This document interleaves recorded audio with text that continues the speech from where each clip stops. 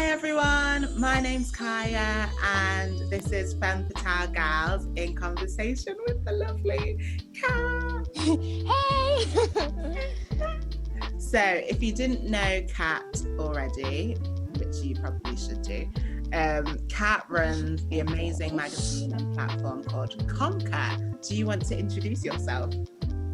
Yes, so I'm Kat, as Kai has said, and I run CONKER Magazine, which is a magazine created by survivors and for survivors of marginalising experiences and conditions.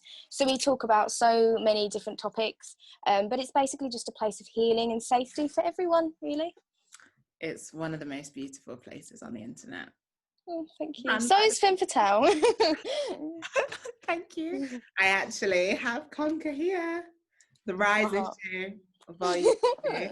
I have this one, and then I think my mum has it in. She got one for her work. That's cute. So that all of the patients and stuff can read it. She's very, that's really lovely. talented, multi-talented woman. Thank you. Yeah. Much appreciated. So Kat and I, we met. Maybe was it like 2 years ago now? Yeah, 2 years ago. Oh my god, it is. It is not Zine Fest. Yeah, not Zine Fest. About 2 years ago. You're based in London, right? Yes. Yep. And Kat was on the stall next to me, and I was on Zine 1, and Kat was on 2, 3. Yeah, I can't remember. And I was just like, oh my god, please tell me everything. Where did you get it printed? I want to do what you do, blah blah blah. And we've been friends ever since, long distance. It's true. Kat reads my tarot and and you read mine. It's lovely. Yeah, and I read hers too. Okay, so I kind of wanted to our lives and paths have been quite weirdly similar, yes. And even the fact that we both make magazines on similar themes and topics. And you did a post the other day talking about softness. Yeah, and it just made me think, well, it just warmed my heart for one. And secondly, it just kind of got me thinking about the fact that we do make these magazines and the themes are very, very heavy, and we are independent artists. And the things that we talk, for me personally, the things that I talk about on Femme are usually things that I'm going through then and there. Yeah. And then so to share it on the internet and then also to make it into a magazine and have all of these other responsibilities and pressures can be quite difficult. So I kind of wanted to know kind of your process and how you kind of deal with the heaviness of what you discuss in your magazines. Honestly, it sounds, I don't know, I don't think this sounds macabre, but like I do enjoy it's crazy, but I don't I almost enjoy putting together the work because I see people from all these different kind of places in life and different experiences, and it does kind of humble me when I'm kind of in my head about things. And like when my mental health plays up, I do know that there are other people either in the same boat or have other experiences. So it's like, one, you're not alone, and two, it's kind of like a perspective. Yeah. But in order to cope with the actual experience of creating the magazine, I definitely have to make sure that I'm kind of trying to put myself first a lot of the time, because when you receive the magazine, that's when it has all the trigger warnings in, that's when it has all the content, all this sort of stuff. Whereas when you're putting it together, you have to scan it for that, which means you get the triggers. That's true. That is so true. It's literally, so it gets to the point where sometimes it's so heavy, like you say, that you kind of have to take a step back and kind of whatever you need to do to kind of look after yourself. For me, a lot of it involves kind of just like self-soothing behaviours. Making sure I take my medication is always so important. I know that there is a lot of taboo about medication and what, whether, there are a lot of different, that's a whole different thing. But there's so many different conversations around it. But for me, if I take my medication, I know that I can be a little bit more level. And it's it's almost like preemptive care for these sort of situations in making a magazine. Yeah. Yes. I love that. I think that's so interesting. And it is kind of like what you were saying about diving into the trigger warnings and diving into being triggered by everything that you are seeing in the magazine. And one thing that I have been struggling a lot with during this year and just with quarantine is separating myself from it. Because you have it in the magazine and all of the submissions, and then your own self and the stuff that you're going through. But then because it's our work in a sense of then we have to go on social media and constantly talk about it, and it's hard to separate yourself from your own trauma sometimes, or hard to separate yourself from your own issues of the past or things that you've been healing from or are going through, and not take it on completely as your identity, because it's everywhere. And people ask you questions about things because they can relate to the things that you're sharing. So setting boundaries I find to be really difficult sometimes. It can be.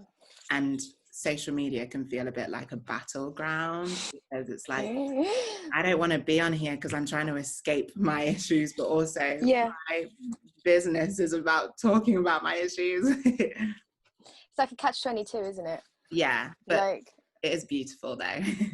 It is. And like, you can tell when people are being authentic online, because sometimes people will, only share half the story, and so it's good when you have channels like, for example, Femme Fatale, where you can actually talk. Thank you. Yes. Where you can actually talk about things, and it's not like not censored in the sense that you're not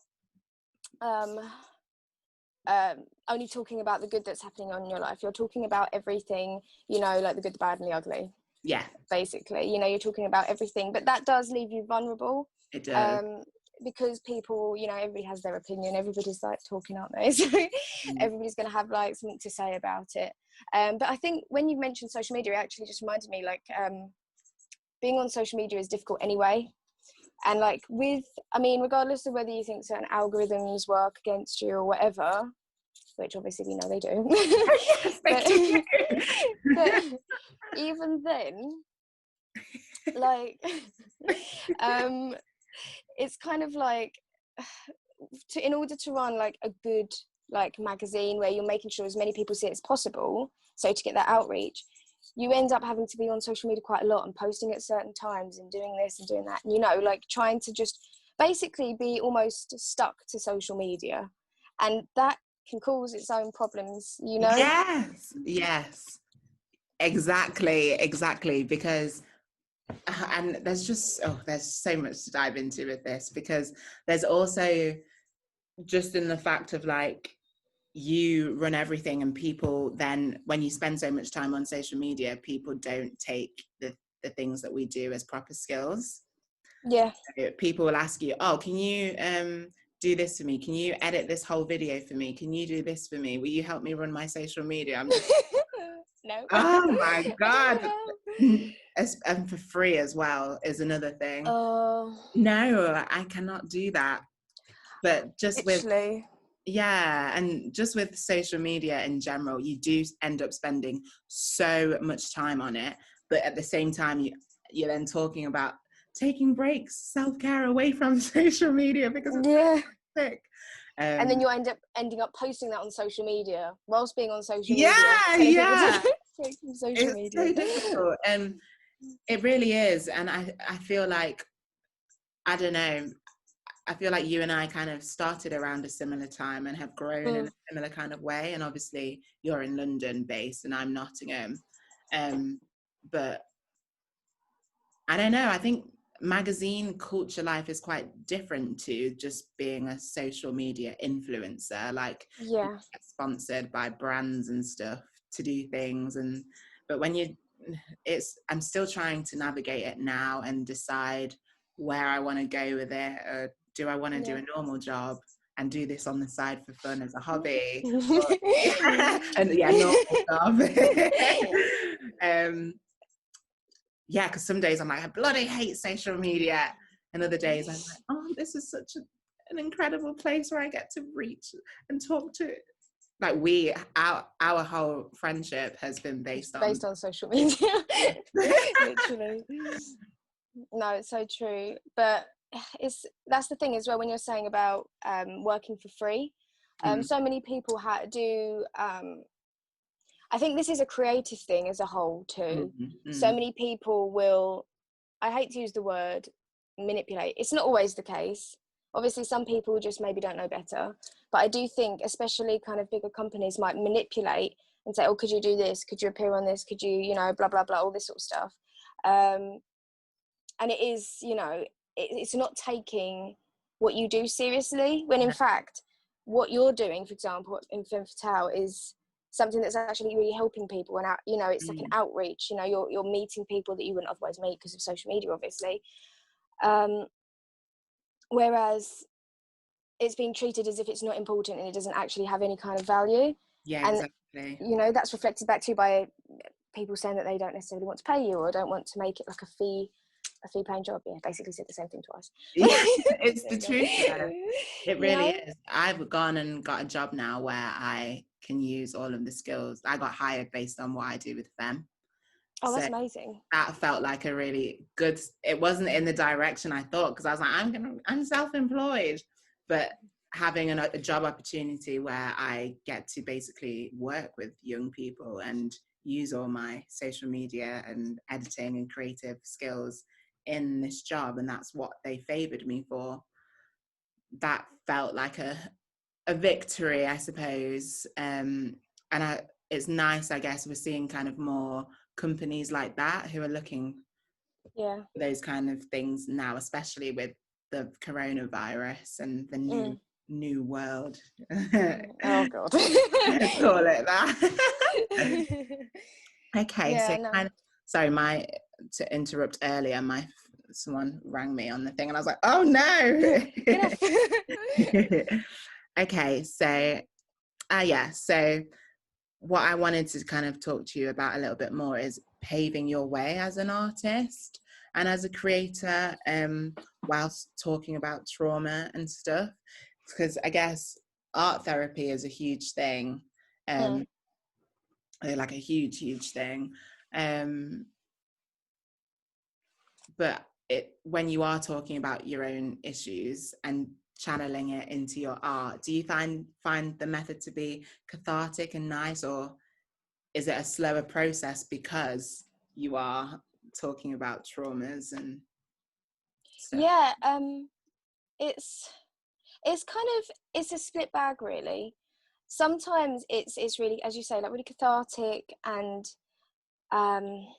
it's like a really beautiful experience because you're exploring all of these different feelings and these like experiences, and you know that you're doing something good with it, and you can feel yourself almost healing from that kind of trauma. Obviously it's not as easy as that, as you'll know, but there is an aspect of it where you feel like you're growing, and not just growing, but you're using that pain, and instead of just letting that pain kind of consume you, you're using it to create something better and bigger than yourself, you know. But then sometimes if it's a specific trauma where I still haven't necessarily come to terms with it in its all of its complexities, sorry, cars. If I haven't dealt with it completely, it sometimes can be a bit challenging, and I do have to take breaks with that. And it can even strangely make me feel quite like angry, you know, like I get feelings of anger come up, and yeah, it's just trying to deal with these feelings. And also one of the things with dealing them is letting yourself feel them, I think. And so when you're going through that, you can't even just be like, right, I need to put that to the back of my head, you know, because it would be a little bit hypocritical if you're trying to do this to try and kind of instigate other people's healing, you know, then you need to also be going through that process alongside, you know, or the whole community, really. How do you deal with anger? Well, for me, so one of my things is that I do have bipolar and BPD, and like CPTSD and OCD. I completely forget, just so many letters. But because of this, I do sometimes get quite a lot of anger, and it sometimes isn't at inappropriate times. Right. And obviously that's not trying to invalidate the experience, but it's, you know, it's not necessarily from a logical perspective. So what I Is do, any emotion logical? no, exactly.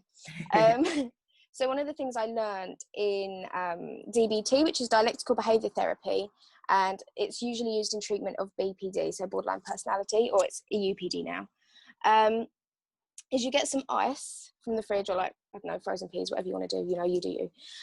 And then you put it on your head, and as soon as you cool down your head, it does actually help kind of alter the mood.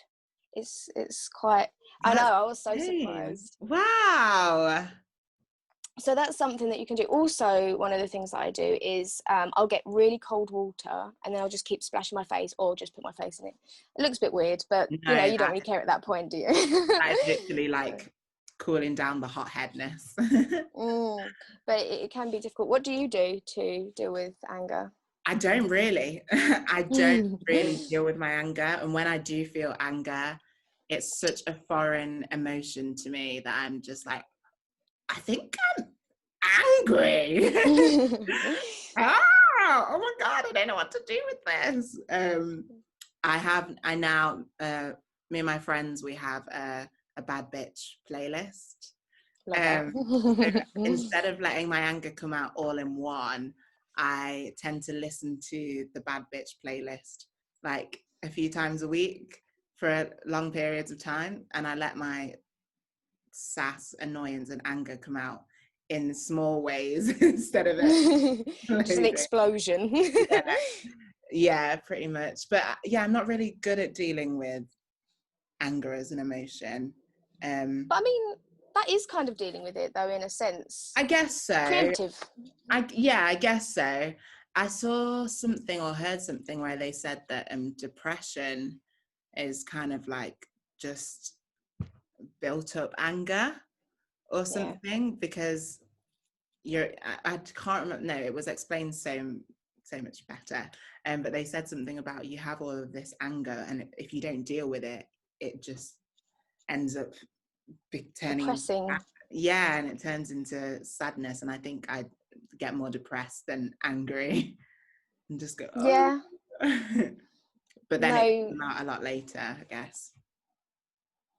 no, I mean, that does make a lot of sense. I hadn't actually heard that, but it does make a lot of sense, really. And I know, actually, somebody I know, they used to be very, very angry all the time, like explosive anger all the time, always getting into fights and all this sort of thing. And now they are scared to leave the house, very kind of terrified of group situations and all this sort of stuff.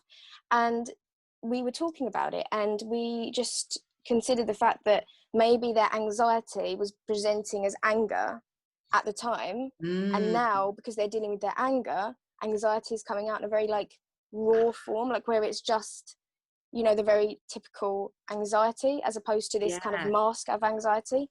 Because, you know, yeah. anger is very defensive, so it's like when you're feeling anxious, somebody described it to me once as being like an injured lion.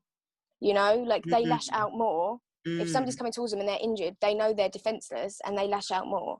You know, Yeah, so that, it's kind oh of my like God, that's sentiment there, just that. all terms of life, like even in terms of relationships and stuff. When you Mm, feel extra vulnerable, you can self-sabotage yourself. 100%. Yeah. Wow, I love that.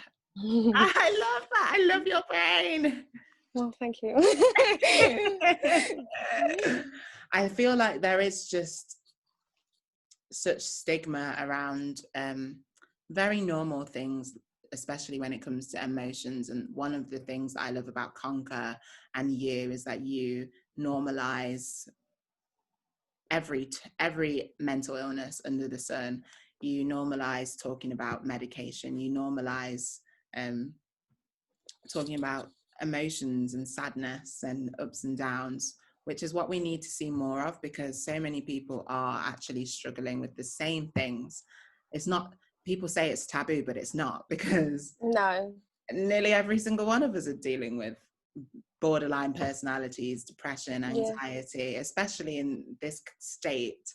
And so the more of us that talk about these things, like on Femme, I talk a lot about vulnerability and sadness and healing and trauma, because I want it to be normal. I want it to Yeah. people to know that it is okay to discuss these things. And so I guess my next kind of question, food for thought, is how did we get to a place in which we felt able to talk about our stuff without embarrassment or shame so openly? Yeah. Um, for me, I think that I'd been through, for me, quite a difficult time. I mean, you know, there's a lot of things that go on. Some of it I still am not comfortable to talk about, you know, kind of publicly. But I kind of saw, because I was in, you know, hospital, and I would see people who were going through the same thing as me. And it did, as I said, like a bit with the community aspect, it did give me an opportunity to see outside of myself. Yeah. And I don't mean that in a kind of a spiritual way. I mean, literally, I could see other people going through the same things. Yeah. And it, you know, I think and overthink, and sometimes that's bad, but sometimes it's actually all right. And it made me think, you know, how many people are going through this. And I think with sensitive people anyway, like I think we both are very highly sensitive people. We are. You know, you can almost feel like a radiating like energy off of people when they are going through something. And for me, I always just want to help them. And obviously we know we can't help people, but we can kind of convince people that it's okay and they are deserving of healing and care and love and all this sort of thing. And I think in order to get to that place, I really needed to start confronting that myself. I dealt with like, you know, self-harm. I'm just going to mention that. Is it okay I mention that? Yeah, of course. Okay. So I just want to check. I had to deal with like self-harm, and I had anorexia as well for a bit. And I realized that a lot of those illnesses were to do with me trying not to deal. I was trying to make myself as small and invisible as possible because of the fact that, one, I didn't want to confront my problems. I'm very avoidant. I am by nature very avoidant. Relatable. But literally, you know, but it was almost like I was trying to shrink myself out of existence so that I didn't have to deal with this, because it's almost like the pain is too much. And even if you don't realize that that's what you're trying to escape from, the pain is almost too much. But that's why you can deal with it like chunk by chunk. You don't have to, you know, you don't have to be completely overwhelmed with it. Allow yourself to feel things, because it will all come back to you. It'll be like a tidal wave. So you've got to start dealing with it. And I think, but just seeing people around me who are in awful situations, and knowing that for me, because I didn't get this kind of care, I wanted to give it to people so that people could feel that they're not alone and that they don't have to go through all of this pain on their own. You know, but I think, I mean, obviously it's the same with you. I've spoken to you about this many a time. You know, so yeah, like definitely just being able to reach people when you know from your own experience that maybe, you know, people weren't able to, they didn't have the facilities, the knowledge or anything like that to approach you and to be able to be like, you know, how can I help you? What do you need from me? Just showing people that you love them is so important. Like, is you that don't your need to motivation then for why you do Conquer, and when it gets hard, and why you keep going? Definitely. You know, a lot of the posts that I do, you know, the written posts, a lot of them are when I'm going through that feeling. Yeah. So I post it, you know, as a note to self. Yeah, almost. Yeah, like exactly.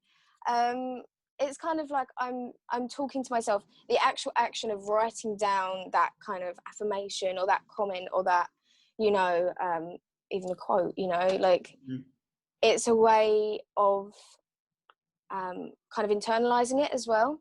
And it's cathartic, isn't it? Because then you read all the comments and people are like, yeah, I'm completely going through the same thing as well. Yeah, Like, exactly. oh, And I it's instant, such a good because I feeling. always find with myself that when I am, same thing, when I'm going through something is usually when I can post about it. Otherwise I couldn't talk about it. So when I am going through something on Femme and I post about it, and I'm surprised with myself by what I'm writing, I'm like, who is this person that's saying these wise things? Because this is not how I've been thinking and feeling for the past 2 days. But as soon as I write it all out and I release it onto Instagram, I'm like, it's not mine, Well, and it's gone, kind of. yeah, no, yeah, you definitely get that idea. And I think, especially with like Femme, you are just so honest. And like, I love how you do like the morning, like, you know, when you're doing all the dances and all this sort of thing. It's just so wholesome and beautiful. And it's like we're part of your life and we're coming along with you, but in a non-creepy way, you know, just like watching you through the window. Yeah, I think I've been struggling, as I said before. I was getting to the point where I was like, shall I delete Femme? I might just delete it. I want to leave here. And it was a once a month thing, and then it was becoming a once a week thing. And I was just sat there debating, shall I delete you? But then I remember just, I suppose it is just deciding what you want to focus on. Do you want to focus on your own Definitely. negativity or the positive comments and the community of DMs of people reaching out and the kindness that I've seen from people I know people, and I'm one of them, who talk a lot about negativity, probably too much, but through Femme, the kindness of strangers that I have seen is literally ridiculous. And you No, probably definitely. experienced the same thing. Like, people can be so nice. The things that they say, the things that they do. People who I don't know will send me voice notes when I write stories like, I'm so glad. They'll send me voice notes going, keep going, girl. I don't even know who they are. And it's just like, Thank thank you. you. Well, and those are the moments where I go, okay, it's a struggle, but I will keep going because there are good, beautiful people in the world who just want to heal. And even the people 100%. who are negative and mean, they just want to heal too. They Or just don't know. they just don't know, or they're probably the people that need the most love and guidance, because I feel when people act out in horrible ways, they're in the most pain. Yes, 100. There's actually a song lyric, and it's by this musician called Lauren Aquilina. You should listen to. Everybody should listen to. And there's a lyric that is literally, those hardest to love need it the most. And it's just, I really feel that, because, you know, again, it's like that injured lion thing. The people that act out are the people, I mean, obviously we can all act out, we're human at the end of the day. Yeah. But you know, the people that feel almost threatened by goodness and happiness is because, one, like jealousy, but I'm not saying that in a judgmental way. Yeah. I'm saying jealousy as in, I want that, why can't I have that? You know. And also, to an extent, it's such an alien concept to some people, and as we all know, things that people don't understand they tend to get quite angry about and defensive. They do. Yeah, you know. it's just that this is where because obviously the work that we do is because we want to inspire and help people, and that's my thing. I feel like I get led in, I can surround myself sometimes with people who are in those dark states, and because I understand it from that point of view. But then there is the line of, how do I set boundaries with these people who want to be cruel and hurtful, but I can see that they don't, on the inside, it's not that way, and they just are hurt. But I think it's, again, that thing of, you have to recognize in yourself that you cannot heal people. You can just leave. I keep saying this because it's my favorite quote to say. you can lead a horse to the water, but you can't make the horse drink the water. Oh, literally, so true. It's one of those ones to live by, you know. It's a motto. It is a motto for life. But I do 100% understand what you're saying, because I do, again, I get people like this, and because we've been through stuff where we have seen either ourselves or other people along an entire spectrum of like really, really happy and really, really sad and going through this and going through that, we can almost, and again, being sensitive, pick up and like, you know, see through that kind of facade, you know. And I don't think it's necessarily a deliberate facade all the time, No, but not at all. it is there, you know. And it's like, you want to help the people, but as you just said, like, you know, you can only do so much. The person's healing has to come from them. It has to come from their own motivations, and it has to come from knowing that the situation that they're in or the feelings that they're feeling aren't just the norm, aren't just something that they have to do. It's not. And this is where, again, it becomes like, separate the way you feel from your personality. You aren't, you know, this, oh, you know, you're not this Eeyore character. You're not like a storybook character that's all evil or all this or all that. You're a person with a, you know, you are capable of so many different emotions and so many different feelings, and you're capable of really achieving what you want, you know. And you know, I think people have it's the limitations that you set for yourself, isn't it? It's the limitations. And my new job is, I'm so excited for this because but it really is the limitations. And one of the things is, you know, I feel the more I've worked on my own healing journey and become empowered, the less tolerance I have for sob stories. And I know that sounds so cruel and harsh, but because I feel like when you've been in those places yourself and you've made excuses for yourself and you've had to have a word with yourself and go, cut it out. yeah. And so I feel like you don't help people actually when you... It's enabling, isn't it, really? Enabling, exactly. Sometimes people have to hear the ugly truth about their behavior, or if you coddle people too much, then you're going to allow them to be a victim in that way forever and stay in their own limiting beliefs. It's all about self-limiting beliefs. It's like the best therapist I ever had was when at my lowest point, just before I started Femme, and everything, I was not even alive. I was just a shell of a person, and I had at the time the nastiest therapist, but it's she always the way. changed everything for me because she wasn't just going She was actually giving you the cold harsh truth. she was giving me the truth. And I remember I would go home and cry because I was like, how dare she talk to me like this and not take my suffering seriously. But I remember one time she said something like, she just wouldn't allow me to be a victim, even though I was suffering and I didn't know how to deal with it.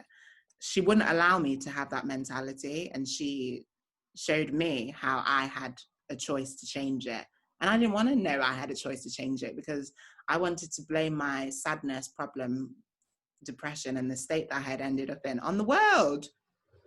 And I do think the way society is set up is to blame for everyone's misery. However, there is a choice to heal and to get yourself up and to start again and again and again and again. It's a choice. And so that I don't really have much sympathy for jealousy or things like that, because anytime you see someone who has been in a miserable place to a place of empowerment, or someone who's changed something about themselves, maybe they were overweight and they've lost weight and they've got healthy, or they were unhappy and now they're happy, or they were in a horrible relationship and now they're in a good one.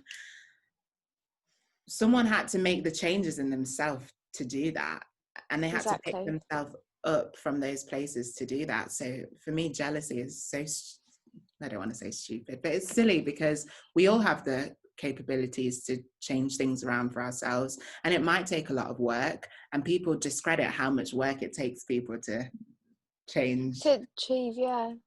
I think jealousy is a wasted emotion, because I mean, it feels better to celebrate a person. So like, oh my gosh, this is so amazing, because I mean, regardless of whether people believe in energies or anything like that, you know, regardless, it's undeniable that being a part of a group of happy people is going to be so much better than being a part of a group of very sad people. And that doesn't mean that, you know, the happy people are better than sad or anything like this. No. It just means that what you surround yourself with, and that includes in your head, it's not surround yourself with accept you, it's including you.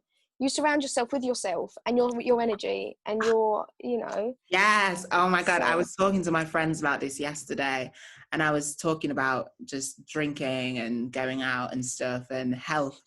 And I was saying, I was talking about the law of attraction and how a lot of people will try and manifest. So if you listen to manifestations, and it's the same thing I was talking about in the therapy, everyone wants the dream life, everyone wants this, everyone wants that, but are you that person though? You might say, I want to be someone who's super healthy and super positive and super active and lives this abundant lifestyle, but then you get up and you don't do anything like that, and you go out and you get fucked, and you are nasty to people, and you're nasty about yourself, and you don't really care about anything, and then you'll go, oh, life's just against me. It's like you have to become that person before you can then attract that. exactly. So I mean, my life has changed massively from who I was a year ago to who I am now. And so now the people who have naturally been drawn in around me match who I am now. And it's not that I didn't have to go seeking the people that I'm surrounded by now, or the opportunities I'm surrounded by now. I changed myself. I committed to being healthier and kinder to myself, mentally healthier, physically healthier, being a harder working person, being more compassionate. And so if I'm getting closer to my goals now, it's because the goals that I set out for myself, I actually had to put all the work in to become that kind of person. Exactly. It is, people don't want to know that they have to do any hard work at all. No, And that so, is it. yeah, it's easier to then blame the universe or blame life. Exactly. It's a fake it till you make it kind of attitude. And when I say fake it, I don't mean like put on a front, but inside be like, you know, upset. It's almost one of the things that I would say, like to people that need to know, is as soon as you say to, and it sounds so silly, and it's like, oh my gosh, like, you know, I'm making a laughing stock of myself. But every time you say something negative to yourself, say the opposite. So every time you're like, oh, I look so this, or I don't like this, say, oh, I love this. You know, about the same thing. Yeah. You know, because okay, I love Maya Angelou. I love Maya Angelou, and I watch her videos, and there was like an Oprah Winfrey one where she was talking to Maya Angelou about, and like there was one about love and everything. It was just so beautiful, and it's just like, oh, she reminds me so much of my grandma, and just like she's just such a powerful woman. You can tell that. Okay, without going off on a whole thing about Maya Angelou, you can tell that she like radiates like this amazing, like, you know, she's gone through all this stuff, and yet somehow she's like a phoenix from the ashes kind of thing, you know. But anyway, that aside, a little segue. One of the things, a couple of things she said that actually, I'm going to misquote it. I don't want to look it up. It's going to take too long. But one of the first things she said was, words have meaning and they have value. And she said, one day scientists are going to work out that words that we use have significance. And she literally said, I mean, obviously she was a Christian, she's religious. And she said, in fact, in the Bible, the first thing it says, the first line of the Bible in Genesis is, I can't remember the line. It was like, I need to look this up because it's actually so. I want to know what it says. Okay, I've got it. Okay. And basically, the first line of the Bible in Genesis is, "In the beginning there was the Word, and the Word was God." And it's literally the literal Bible that has millions, billions, maybe of people following it. And is a think word. about It's how based many, around a word. and think about how much significance the word God has. It makes people literally shiver or Literally. cry or go like, no, people have such strong reactions when they hear the word God. Exactly. That is This so is it. powerful. And she was saying, you know, you've got to be careful about the words that you use in your home and in your places work and all this, because it sticks to the walls. It creates an impressive atmosphere. So God, you're speaking my you language. know, but do you know what I mean? Like, this is what she was talking about. And another thing that she said was, and I really love this, she said, when there is a song, and I can't remember, again, just, I'm going to paraphrase, it's not verbatim, but she was saying that there's a song, I think, that her own grandma used to sing.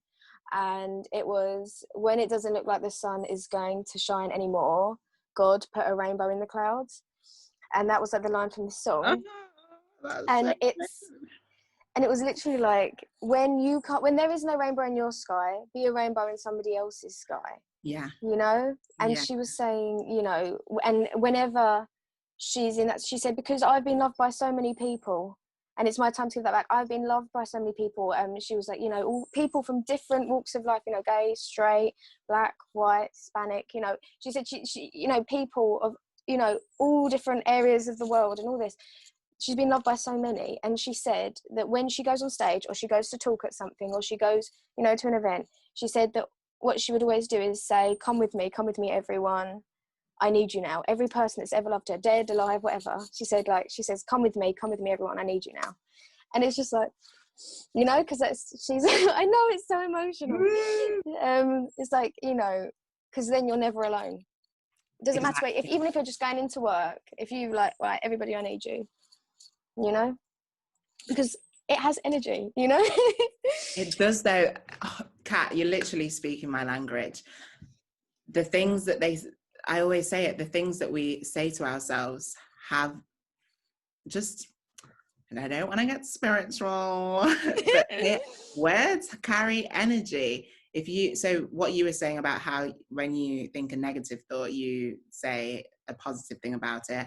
I started doing a thing that I heard in a meditation where it was like reprogramming your mind. And so every time you notice yourself telling yourself something negative, you mentally say, I cancel that.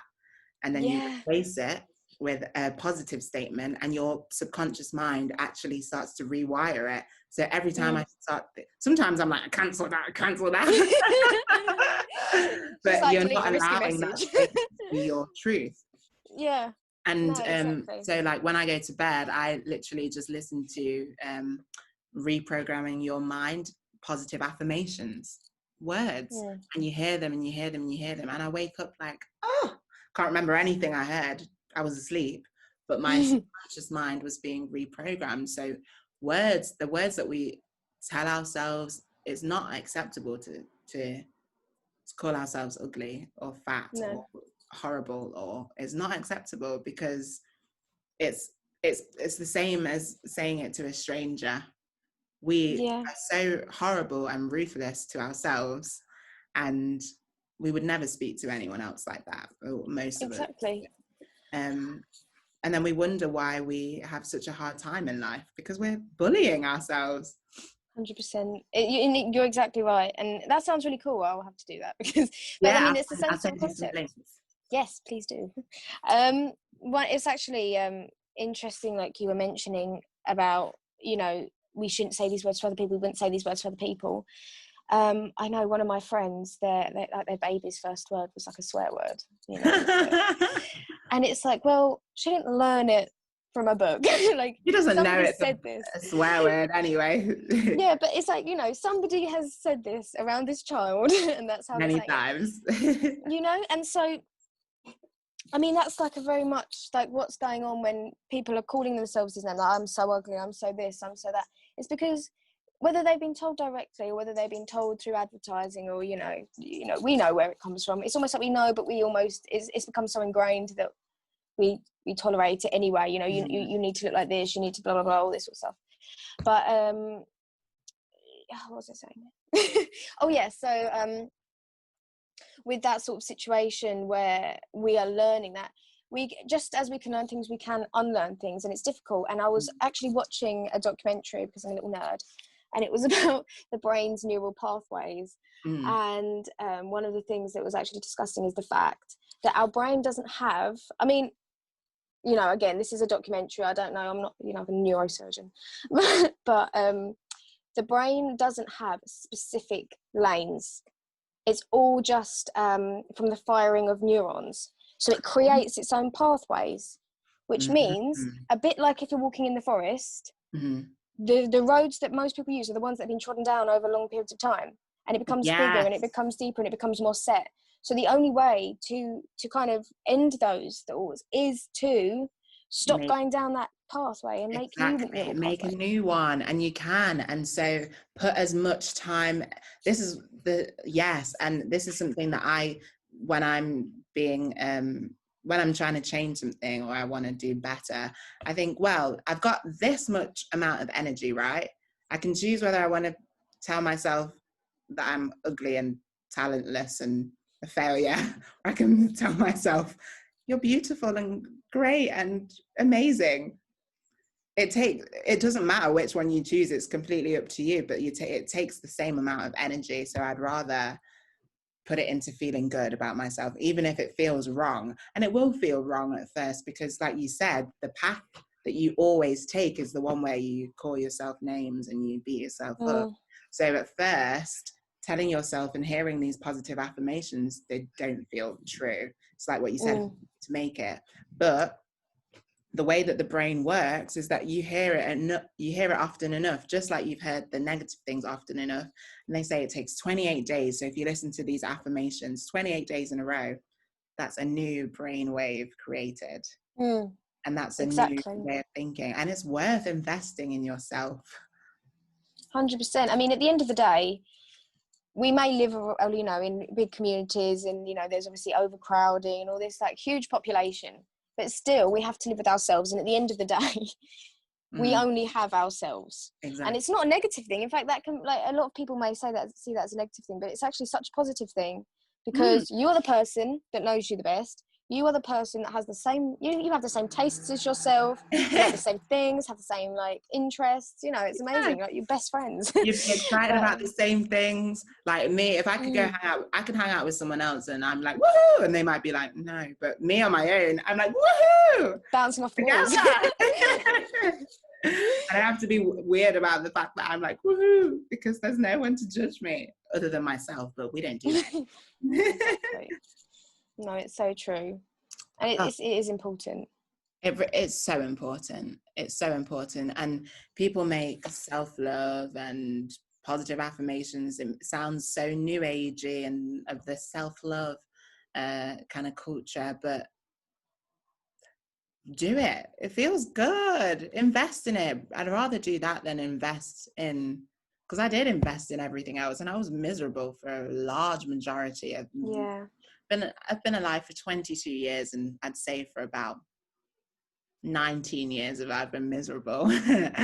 And that doesn't mean I don't have down days or I don't struggle, because I still do, but at least the struggle is more outward things, me dealing with my outward reality, than me battling myself every single day. And it really is possible to go from someone who had terrible mental health and was like this and this, without getting into things, to someone who has an okay mental health. I never thought I would ever be friends with myself, ever. But it's a commitment that I decided to make, because I decided to take responsibility for myself. And it's not awkward to do that, to go, oh, I'm the one who has actually been quite toxic to myself. Some of it was the world, yes, but actually a lot of it was me. That is an awkward thing to do and to admit to yourself. But that's why I talk a lot about forgiveness, because this is it, exactly. We're never going to get it right all of the time. But if you forgive yourself and allow yesterday to be yesterday, and any day that you wake up and you go, oh, okay, today's a new day. This is why I love meditating every day, because I'm like, okay, yesterday doesn't exist. It doesn't matter who I was yesterday. Who can I be right now? What can I bring into the world today? What can I do to be better? And if you don't forgive yourself, you'll just wake up and go, oh, I made a mistake yesterday, so I'm going to punish myself for it all day today. Exactly. It's so true. And the thing is, you know, you can't judge yourself for not doing certain things. Just be like, being kind to yourself includes, if you don't get your whole to-do list done or whatever it is that you're doing, like, okay, well, I'm feeling sad, I'm feeling low today. That's okay. I don't need to do this. I mean, we've been kind of put through a kind of conveyor belt of, well, if you're not working hard, and you know, it's this toxic working attitude, you know. If you're not normalizing overworking, like, you know, if you're not working 24 hours a day, 7 days a week, then you don't deserve success, you don't deserve happiness, you don't deserve this. And it's almost like saying, unless you work yourself to the point of breakdown, yeah, exactly, work yourself to death, you aren't entitled to life, and you are not entitled to a good life. When who's in got time fact to we're all born. who's got time to enjoy their life when they're literally working themselves to the bone, over stressing, not putting the work down? Who's got time to? It's true. It's so true. Okay, so my last few, so I kind of wanted to talk about drawing boundaries, but I suppose we've kind of crossed that. So just kind of, I guess, maybe to end on, what are your kind of upcoming aspirations, hopes, dreams, work projects, and what does, just anything about you, what do you want to work towards, or what are you currently doing? Because I just want everyone to get to know you, because you're so amazing, and one of my thank you. Well, I've got a lot of different things, a lot of different ideas. I do want to make Conker more of a community, because of the fact that I already call it a family and a community. I do want to take it out into the community, right, and not just be a magazine. One of the things that I am very aware of is the fact that, I mean, and I admit this, that Conker is in some ways limiting, in the fact that, you know, some people can't read, for example. So, you know, I want to be able to reach people that maybe can't read or can't, you know, so I do want to explore a few different avenues in terms of trying to make it as accessible as possible. And this is like a journey that everybody's going through together, you know, learning about accessibility, listening to people that are talking about it. And so that's something that I definitely want to do, is create something that, you know, keep the magazine, of course, but then create some more accessible avenues as well. I do want to go into events as well. I think we're gonna do a little. Yeah, we are soon. Well, fairly soon. Yeah, no, just doing more events is, I mean, I don't know about you. I mean, like, you know, we meet to the Zine Fest, and coming away knowing you've met somebody that shares that, it almost kind of re-energizes you. So to get a load of people that are in the same place together in one, like, you know, kind of arena is like, so amazing. It's so amazing, especially because when you feel isolated in your work or what you do, you know, when you feel that there isn't a lot of support, when you actually bring people together all in one way where you can all focus on that thing, it's so heartwarming and inspiring, and you're creating your own community. You're not waiting for the 100%. community to accept you. It's beautiful. No, it's true.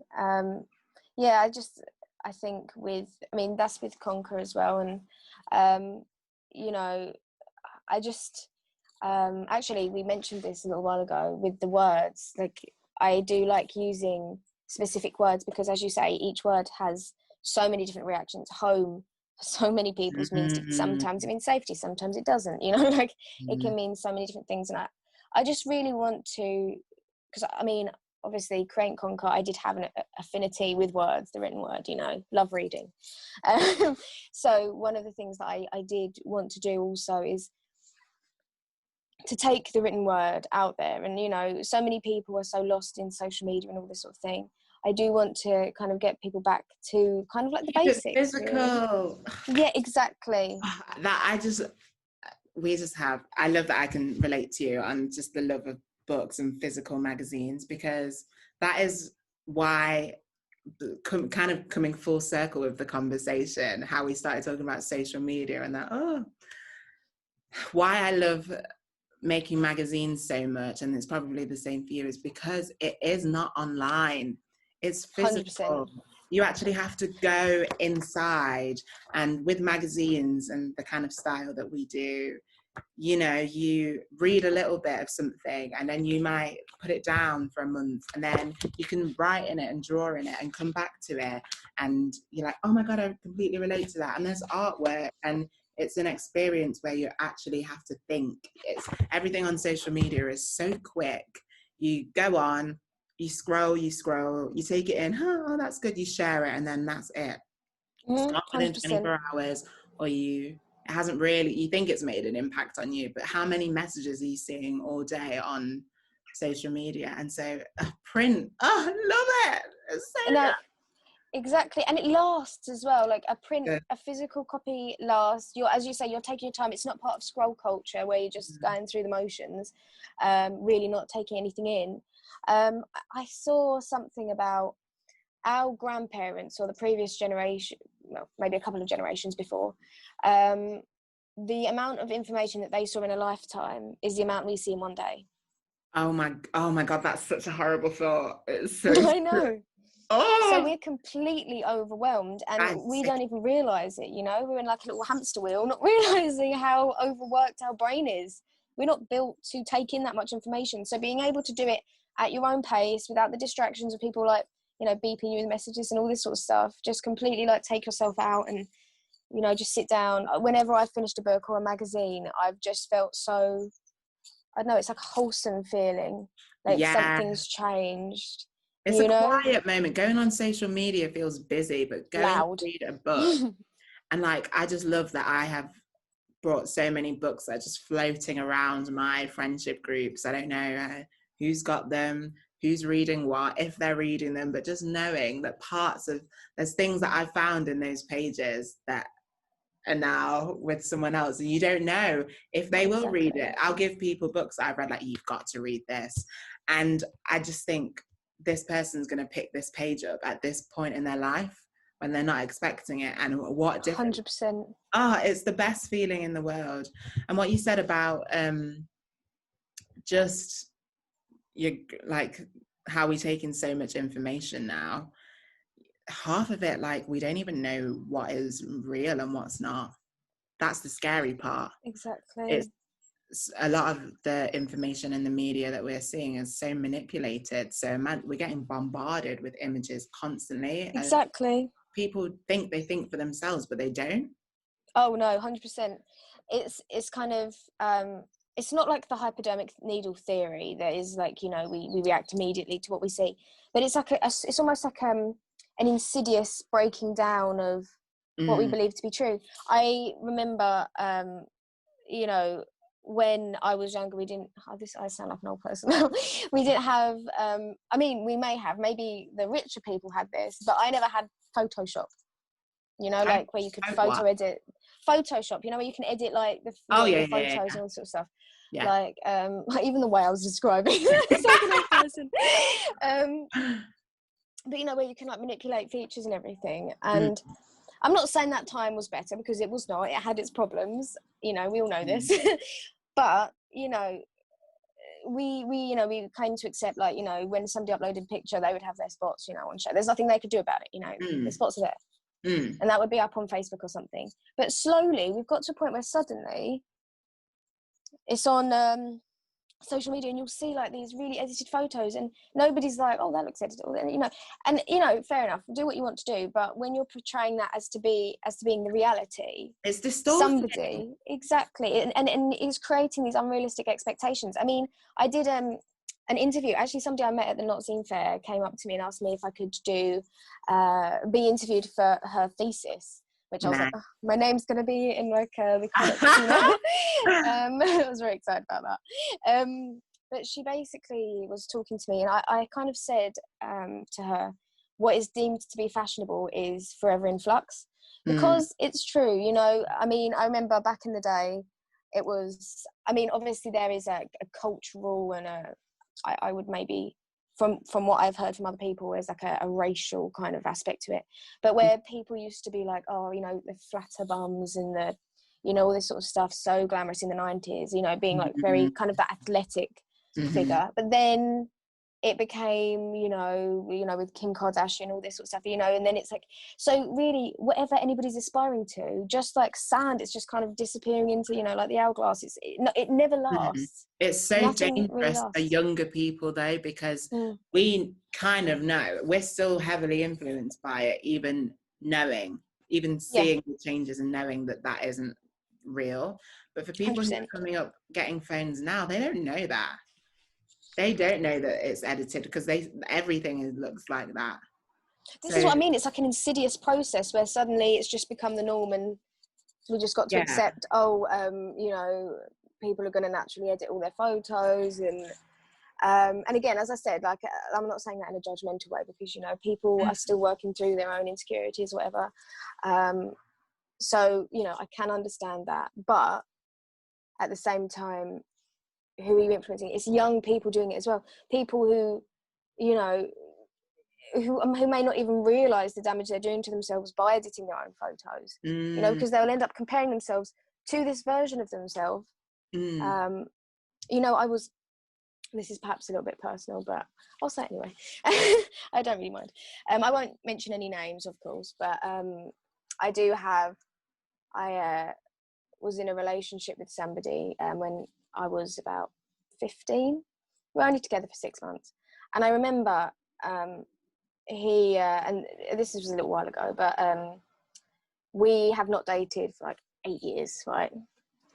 And every time I met up with this person, more or less, they would kind of talk about how they still had feelings and they still wanted to try things and all this sort of stuff, you know. Every single time. They were the one that broke up with me initially. Right. But, you know, I do think there was an aspect of they weren't expecting it. You know, they weren't expecting me to actually, you know, call their bluff and carry on with my life. Exactly. But so I kind of, you know, had like this kind of realization, and I said this to the person. I said, you know, because they said, oh, and nobody I've ever dated has been, you know, like you, and nobody seems special and all this sort of stuff.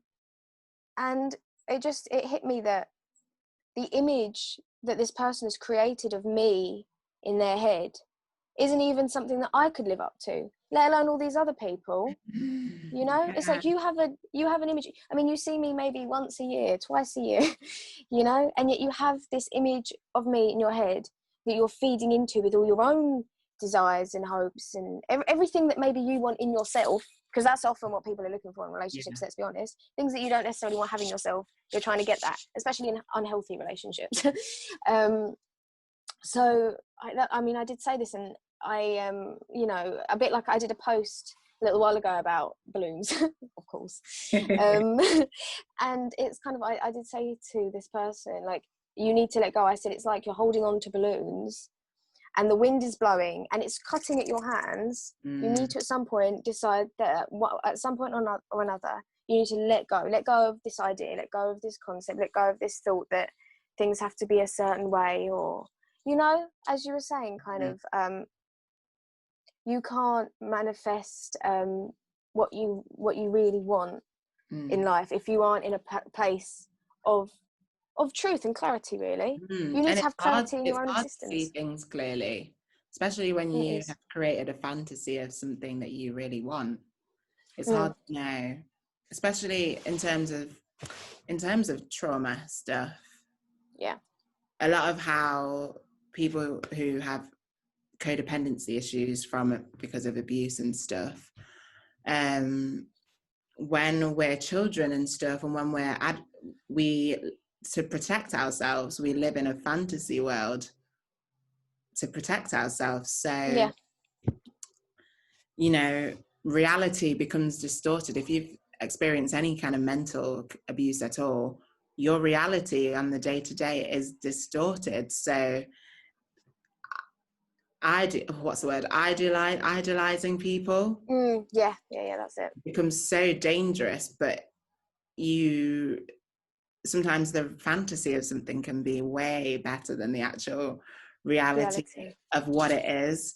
And I think social media culture, like you were saying, with relationships as well, breeds that so much, because people, I mean, I say it about myself all the time. And another reason I've been like, I need to delete Femme is because people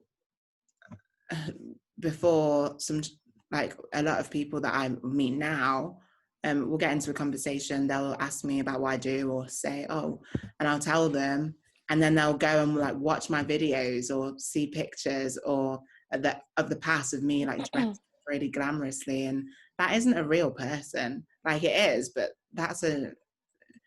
it's distorted, because no one is flawless, or no one, or even us speaking about now we speak about self-care and awareness, and we've done a lot of growth, but that isn't how we are. We're flawed people, and it's dangerous 100%. because you can forget that you yourself are flawed. I have to no, definitely. like counteract that you're amazing too, you are very flawed, to keep myself in check. Grounded, Yeah, because we love to put people on pedestals all the time, but we are literally all human beings. And I find a lot of freedom in when I'm like, oh my God, I made a mistake, I'm not perfect. I'm like, thank God, thank you. I'm glad I'm not perfect. It was the perfect pressure. The pressure. Myself.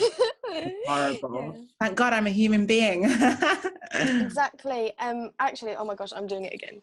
There is another quote. Oh my God. But it's another Maya Angelou quote as well. I'm obsessed. And I know this isn't really what I should be saying, but if there's anybody to put on a pedestal, it would be her. Absolutely. You know? Yeah, so there was a quote, and it's actually a proverb. I think it's an African proverb, and I will not attempt to even say it, because partially I don't even remember. So I'm not just going to try and like piece it together from memory. But what it kind of translated to was, I am a human being. Whatever another human being does cannot be inhuman to me. So it's kind of that idea of that again. So it is, I am a human being. Whatever another human being has done, I could do, because I'm human, essentially. Yeah. Nothing human is inhuman to me. Exactly. There's no point really judging. I mean, obviously we can see with our eyes and judge, but none of us this is something I've had to learn, none of us are any better than anyone else. We're all beautiful and equal in the same way, and we're all dark and flawed and cruel in the same way. Exactly.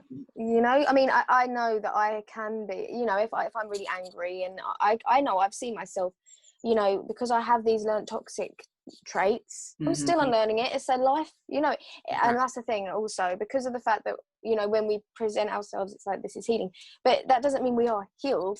It's like when I talk about my eating disorder, I don't say I'm recovered. I'm in recovery. It's a constant, you know, experience, you know.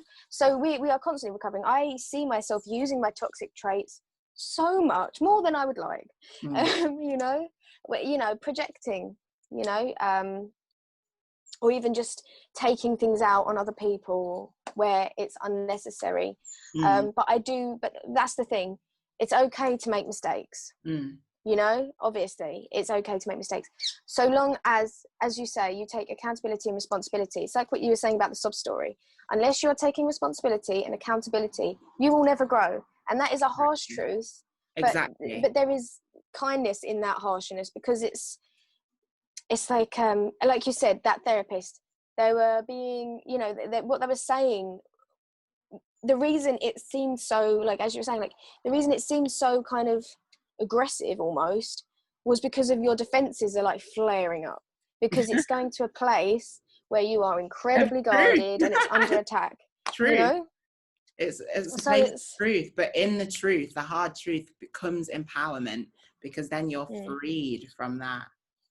If no one ever tells you the truth, or you don't look at the truth, before you heal, you have to look at your bad behaviors. You have to look at your toxic traits. If you refuse to acknowledge that you are a flawed human being, you will never grow, and you will never change, and you will never do anything right. And that is where the kind of thing happens, because then people who then do talk about the fact that, like, what we're doing, we get put on pedestals.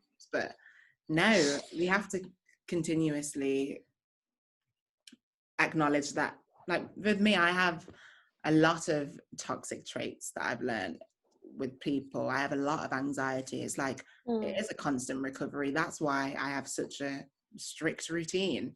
People always say to me when I meet up with them these days, they're like, oh, you've become so boring. Oh, just have a little bit of fun. Oh, just do this. And it's like, they say, they're like, you're doing so well, just have a bit of fun. And I'm doing really well because I'm working really hard to stay okay. Exactly. And I know my own anxiety. I know my own head. I know my behaviors. I'm very aware of them, sometimes too aware of them. But what I realized yesterday, especially when I was talking to my friends from the other episode,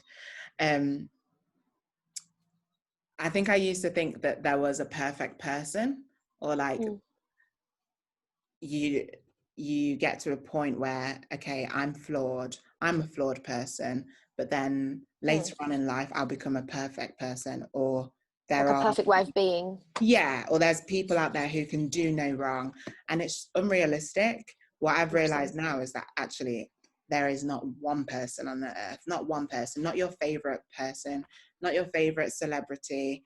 Every single person will be flawed. Not your favorite humanitarian.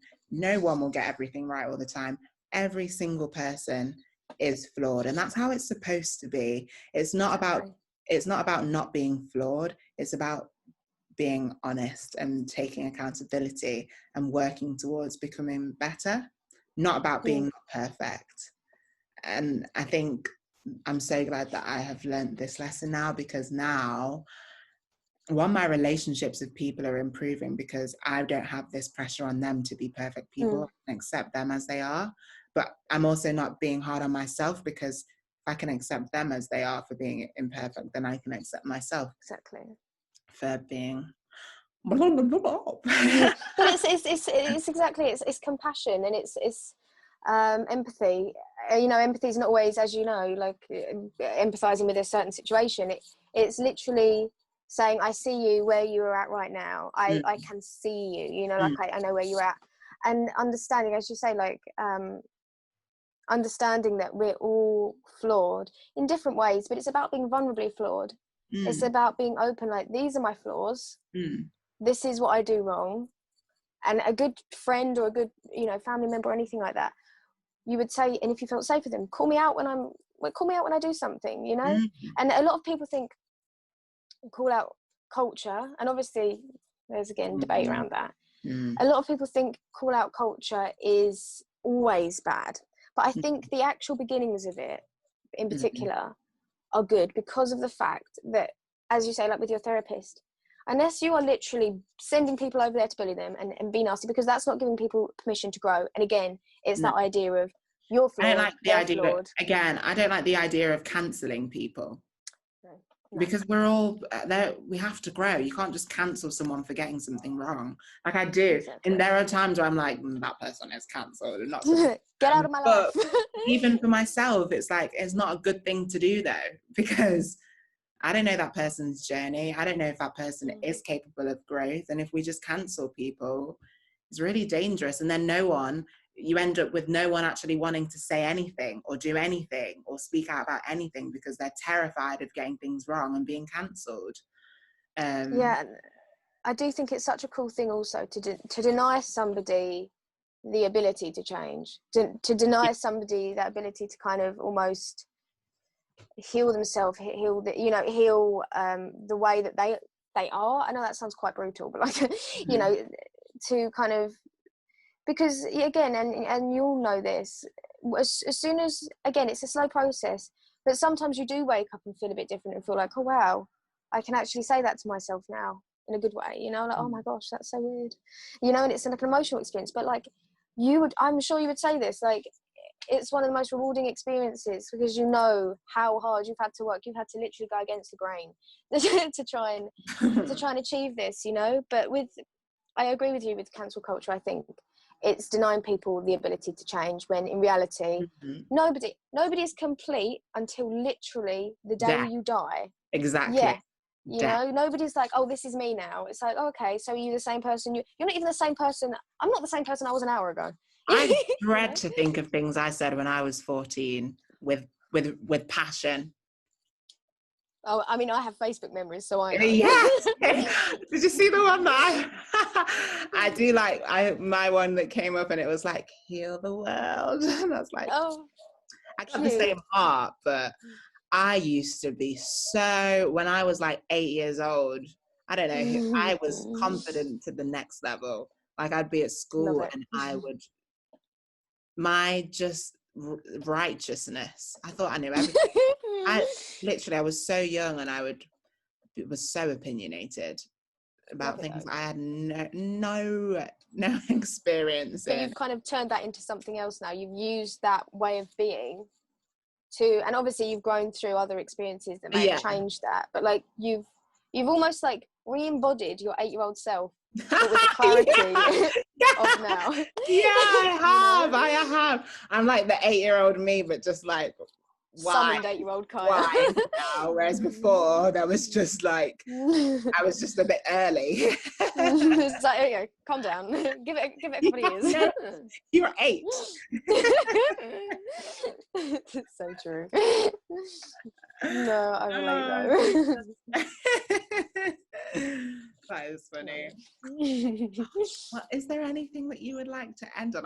I'm just conscious because I feel like I could talk to you for 3 hours and I don't. Oh, literally, this is the problem.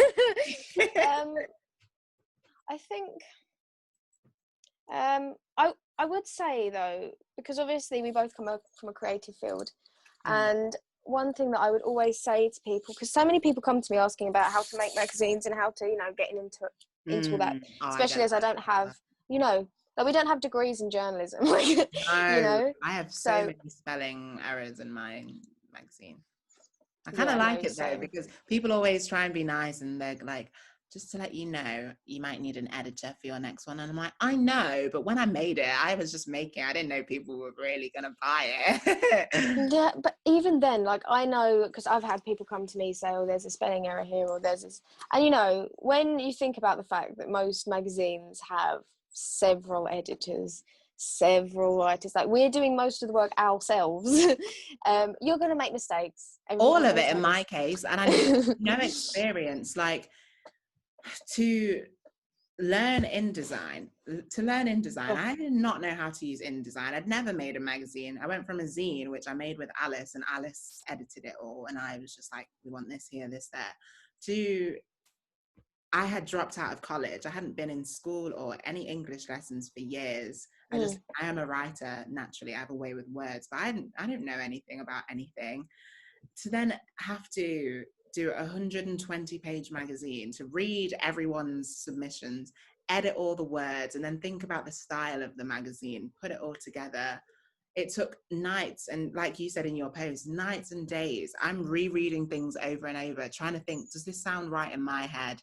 All by myself, learning how to do InDesign, and then trying to fund it, print it, get it ready for a launch party, blah, blah, blah, blah, blah. So when people try and be helpful sometimes with their, you know, it's really good. There was a few grammar errors. I'm like, I don't care. Like I care, but I don't care because I'm just really not the most important thing. I made it. Exactly. And it's important, especially the work you are delivering, it's important to get it out imperfectly, which is, by the way, like part of the entire conversation we're having anyway, right? You know, but it's important to get it out imperfectly as opposed to completely perfectly, or, you know, fussing about it and never really getting it done. And I think that's actually a really good point. So many people are scared to do things because they may not get it absolutely perfect. You know, it's like, I mean, I'm not saying this is the same, obviously, because I make all these spelling mistakes in the magazines, and I mean, I have an English degree. You know, it's a little bit dodgy. But to say that there will always be mistakes. there will always be mistakes. There'll always, and again, like sometimes I focus more on trying to make sure that the trigger warnings are there and the content warnings are there, because to me that's more important than spelling there with an RE instead of an EIR, you know? Right. You know? Or the apostrophe was in the wrong place. Who the bloody cares? It's like, you know what the word was. You know what the word was. You know? But like, it's such a thing. Like, I mean, something that I try to talk to people about is the fact that you don't have to be good at something to do it. If you're doing it for your healing, like, I mean, I play guitar and I do, like, you know, like I do. You have the most angelic voice ever. Well, I've heard your voice, so you know. But yeah, like people think that they, you know, oh, I don't want to do art because I can't draw faces, or I don't want to do art because I can't draw. So I can't paint the same life. Like, you know, but or like even guitar, like I'm not like super skilled, can't do it like perfectly, but I do it because it helps me, because humans are meant to create art, you know. Yes, exactly. Art will never be perfect. The words art and perfect are not supposed to go, they don't exist in the same world together. Exactly. Art is supposed to be messy, and yeah, it is that crossover between when people are trying to do it for a business, or if you've got designs and stuff and you want it to be meticulous and stuff. But that's why I love doing Femme, because no one can tell me what to do. No one can tell me how to do it. It's fun. That's why with the magazine, it's all this, even sitting here talking to you now, all of this has taken me by surprise, because I was extremely depressed, very low, and made a zine and this little platform as part of my therapy, as part of my art therapy. And it grew into this. And now I've got a magazine, and I'm like, bloody hell, me 2 years ago couldn't even do anything. So when people go out of their way, who I don't really know, to buy my magazine, go out of their way to just go, hey, you know, I really loved it, but you know, there were a few grammatical errors, just letting you know. It's like, Okay. Exactly. 100%. I mean, it's like, I think it definitely comes from a place of ignorance, because of the fact, again, like we were talking about, everything is so tailored and so like made to be so perfect and edited to, like, you know, to oblivion, that, you know, that we aren't seeing, you know, the fact that it has been edited to that extent. In fact, if anything, if I'm to see like an error in something, or it's just like, oh, there was a human behind this.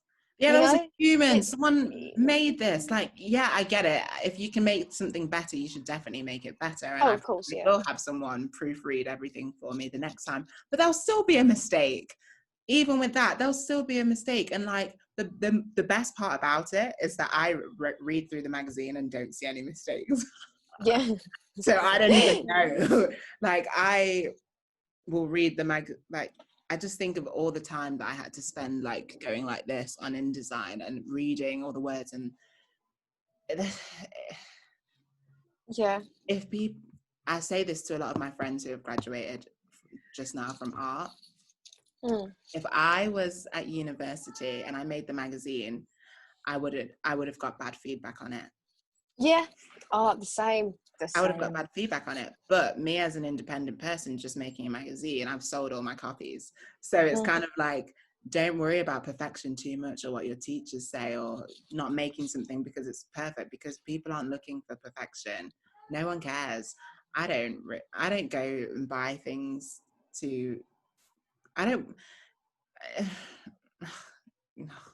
No, exactly. Like, you're not looking for perfection, like you're looking for reality, you're looking for something real. And I think especially nowadays, when what is real is becoming increasingly difficult to kind of understand, like, you know, sorry, there's a child in the background. But what is real is kind of becoming increasingly difficult to understand. We're getting to that point where we actually almost want to go back, you know, like people are looking for rustic things, you know, things that look kind of a little bit wrong, you know, like a little bit, you know, not perfect, imperfect, that's the word. They're the most beautiful people to me. Like, everyone always says to me, like, yeah, I'm such a weird type in men. And I'm like, I don't have a weird type in men. I just don't. People are beautiful not because of what the outside appearance is. I like wild people who are just themselves. I think that's the best way to be. Definitely, like people that, and again, because they're, again, a line for a song that I really like is It's from Flora Cash, and it's Nothing Lasts Forever and It's Fine. And it's, because, you know, oh my gosh, like, okay, I won't say that one. That one's a little bit rude. But, but you know, that kind of concept of, again, everything's in flux. Everything is constantly changing. What you make now, what you do now, everything like this, it matters. But at the same time, just because you make a mistake or anything, you know, life is going to carry on. Your life is going to carry on. You're going to go on to bigger and better things, and everything is going to be okay. Exactly. You know? Exactly. And we're all going to die. Death is the end. People around me are like, stop saying that, it's so morbid. I'm like, but we are going to die. There's freedom in that. When I wake up in the morning, I'm like, okay, I'm going to die at some point. So you live with a bounce in your step, because nothing is that serious. Make the art that you want to make. Be around the people that you want to be around. Dress the way people will say to me, oh my God, you were wearing a cowgirl hat. That's so... I love it. It's a hat. It's a hat. It's literally a hat. I'm going to die. Who the hell cares if someone thought I was weird or crazy? Someone said to me the other day, you dress like a child. And I was like, ha, lol. Who cares? Because I have the youth. I'm not going to be able to take my clothes with me, and I'm going to die, and no one is going to be able to. I can't take that judgment to the grave. I'm going to wear what I want. Exactly. And like, it's a lot of these concepts that we find like in our minds, like a kind of a self-imprisonment, like a lot of these concepts that we think are limitations, like death, you know, are actually knowing about our mortality, knowing the fact we are going to die one day, knowing the fact that, you know, we are flawed, we are going to mess up, you know, we will start healing, but there will be an issue along the way. But knowing this is actually freeing. Like you said yourself, as soon as, like, when you did something wrong, you're like, oh, thank goodness, I don't have to be perfect, I'm not perfect. Yeah, I love doing things wrong, because it makes me feel a part of something. Because exactly. You get to the point where I'm like, oh my God, everyone around me is so horrible. But then when I'm like, oh my God, I was horrible too, I'm like, I have community again. I don't have to worry about it. No, exactly. But that's the thing, exactly. Like, as soon as people free themselves of the idea that death is a bad thing and everything, you know, like these things that we are so scared of and we are trying to avoid so much with, you know, like different diet culture, all this, trying to make yourself live longer and all this sort of stuff. But instead, it's kind of like a what's it called? A paradox, because you're doing all this stuff and wasting all this time you do have trying to be something you will never be. Right. To do what exactly? What is the end goal? Because like, if you're trying to enjoy yourself, do it now. Stuff. Exactly. Why are you trying to hide the fact that you're dying? Like, you know, why are you ashamed of your age? You're old, you've lived a long time, that's what you do. 100%. And that's the thing, and it gives meaning to life. Again, like, life without death is I don't know, so it's a strange thing, and hopefully not one we'll actually have to deal with. I know that sounds bad, but you know, because without death, what is the point of life? What is the point? What is the meaning in anything? Exactly. You know? Death is a very important thing, and it's something to embrace. And when you, instead of, people are so frightened to think about death or to talk about death, but when you actually make peace with the fact that you're going to die, you live so much better. Yeah.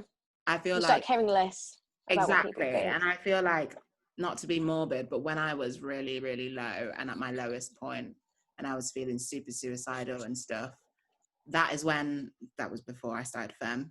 That was when my life has never really been the same again, because you get to that point of, okay, I have nothing to lose now. If you kind of look that in the eye, there's nothing to lose now. So now I have a freedom in which, well, I'm not afraid to die. So I can go out and just be who I am and do what I want to do while I'm here, because I'm going to die anyway. Yeah, no, exactly. I'm just going to hold this because it started raining. But you can just start like living your life as you're meant to live it, you know, and you can start accepting opportunities that come your way. Be the person, you know, be the cowboy. It's a tour by Mitski, and that's who you are. Be the cowboy. Okay, Kat, well, it has been magical. I feel like we might have to do a part 2, because definitely we can talk for hours and hours and hours and hours and hours. Yeah, 100%. Like, it's been really lovely. I always love talking to you. Oh my gosh, I'm sorry, I just got my hand. That was a big one. Oh, terrifying. And the wasps here are like just ridiculous. But yeah, no, we'll definitely have to talk again. But I hope that this has been good for you. Yes, thank you for coming here. Everyone, please check out Kat. Would you like to say your socials so I can insert them? Yes, so I always wanted to say down below. So my Instagram is, well, the Conker Instagram is at CONKER Magazine, like straightforward. Facebook is at CONKER with a capital C and Mag just with a capital M. And you can buy the magazine online, a big cartel that Kaya is beautifully modelling. Lovely. This page. Oh, I love that one. I love that. That was such a good piece. Yeah, I love that. Also, can I just say, I'm so grateful for this friendship because we're two women who do the same thing and we are the greatest. The same.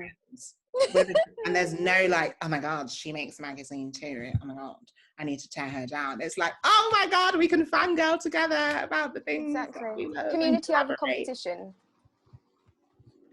You know? It's the thing. It's the thing. You know? Really so having close girl relationships where there's both of us are on a similar journey and trying to grow and thrive together is so nice. 100%. And it's so good to surround yourself with, again, surrounding yourself with people you want to be like and being a part of that. Start turning yourself into that person. Hands are lifting each other up. Exactly. Well, okay, Kat. Well, I'm going to press stop now. Thank you so much for coming by. I'm just going to screenshot so that I've got something that I can share. So.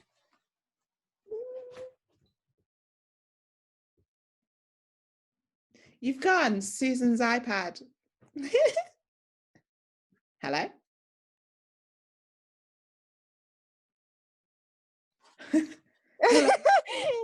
I ended it.